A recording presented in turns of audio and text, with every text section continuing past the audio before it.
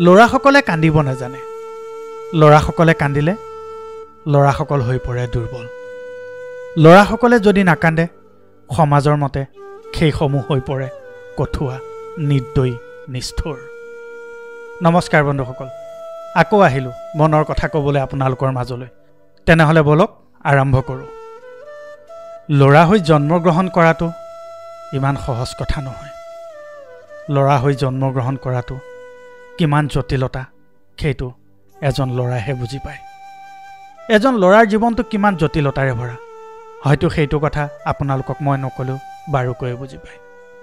এজন ল'ৰাই জন্মৰ পৰা যিমানখিনি কষ্ট সহ্য কৰিবলগীয়া হয় সেইটো কথা ল'ৰাসকলেহে গম পায়।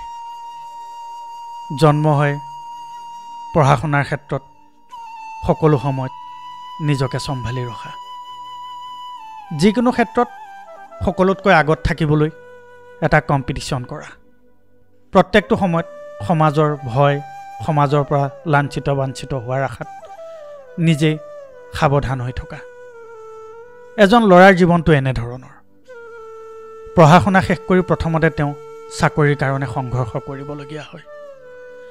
যদি কিবা কাৰণত এটা চাকৰি পালে তাৰপিছত গোটেই সমস্ত ঘৰৰ দায়িত্ব, মাক দেউতাকৰ দায়িত্ব সেই ল'ৰাজনৰ মাথাতে আহি পৰে। যেতিয়া ল'ৰাজনে বেলেগ এজনী ছোৱালী বিয়া পাতে গোটেই সমস্ত পৰিয়ালৰ দায়িত্বও সেই ল'ৰাজনৰ মাথাতে পৰে।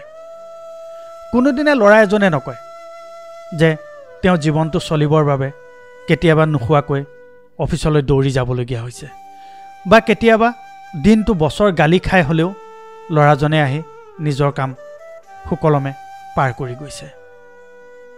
হয়তো বহুতে অনুভৱ নকৰে।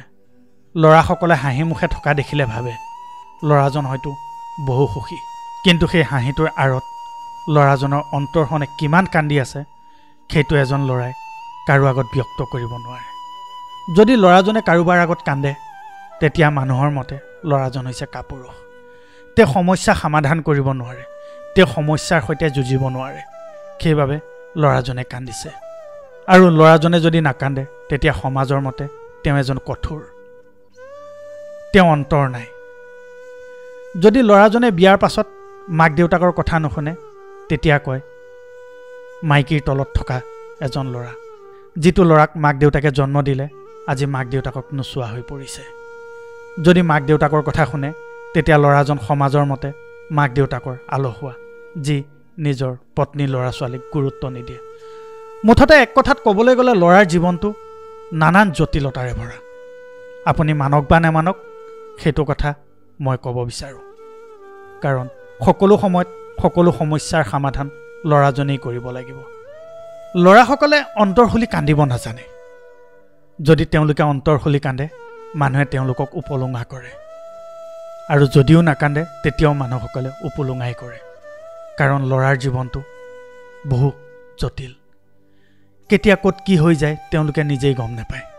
মুঠতে তেওঁলোকে সমাজত চলি থাকিবলৈ, নিজৰ পৰিয়াল পোহপাল দিবলৈ এনেকুৱা এটা পৰ্যায়লৈকে যাবলগীয়া হয় যিটো বহু মানুহে কল্পনাই কৰিব নোৱাৰে। বন্ধুসকল, আপোনালোকক মোৰ মনৰ কথাখিনি ক'লোঁ।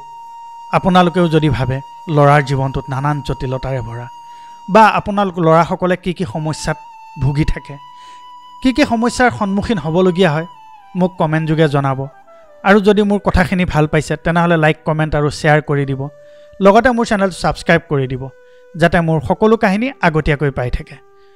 বন্ধুসকল, পুনৰ এক মনৰ কথালৈ আপোনালোকৰ মাজত অহাৰ প্ৰতিশ্ৰুতিৰে আজিলৈ আহিছোঁ।